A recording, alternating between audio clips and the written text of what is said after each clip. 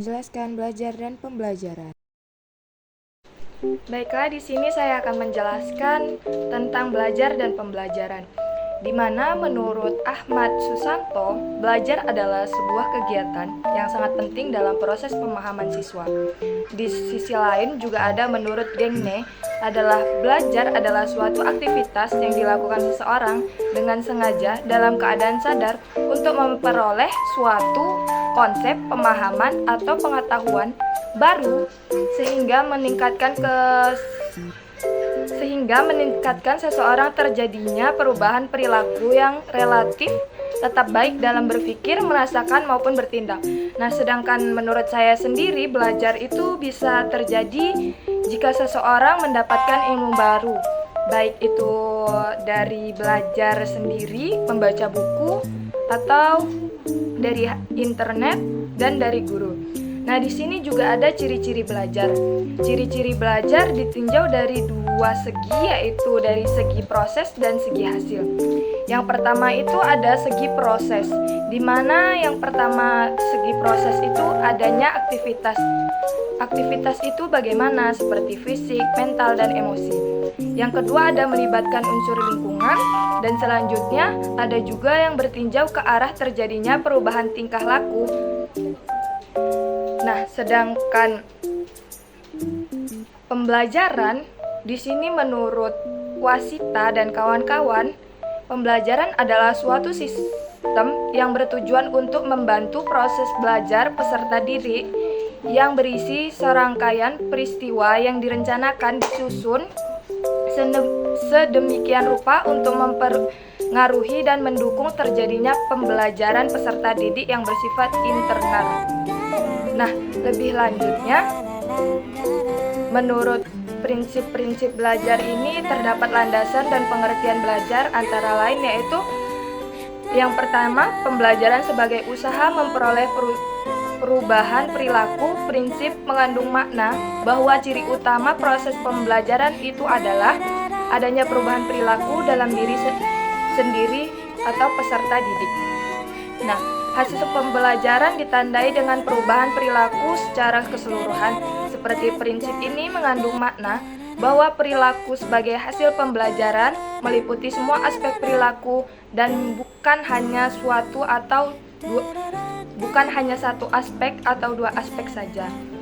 Lalu yang ketiga ada pembelajaran merupakan suatu proses prinsip mendukung makna bahwa pembelajaran itu merupakan suatu aktivitas yang berkesambungan di dalam aktivitas itu sendiri, yang terjadi adanya tahap-tahap aktivitas sistematik dan terarah. Lalu terdapat juga beberapa pendapat bahwa ciri-ciri pembelajaran ada beberapa ciri-ciri. Yang pertama, pembelajaran dilakukan secara sadar dan direncanakan dengan sistematik.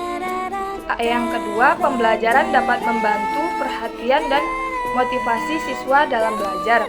Selanjutnya ada pembelajaran dapat menyediakan bahwa belajar menarik, memperhatikan, dan menantang siswa.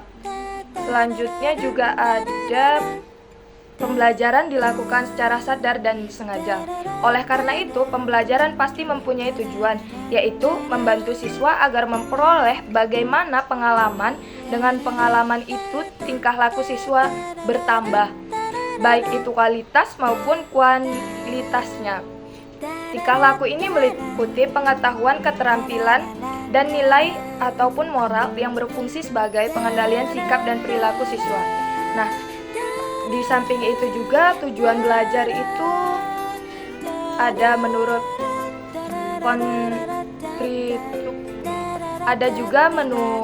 dari 3 fokus belajar, yaitu ada proses, transfer belajar, bagian belajar, dan lainnya.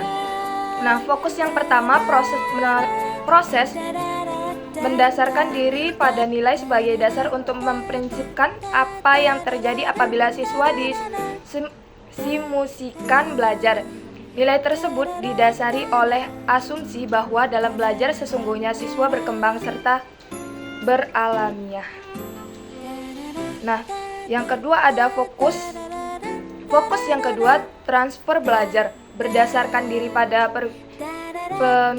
siswa dapat dipetik dari premis tersebut Selanjutnya bahwa menjelaskan tentang implementasi. meaningful.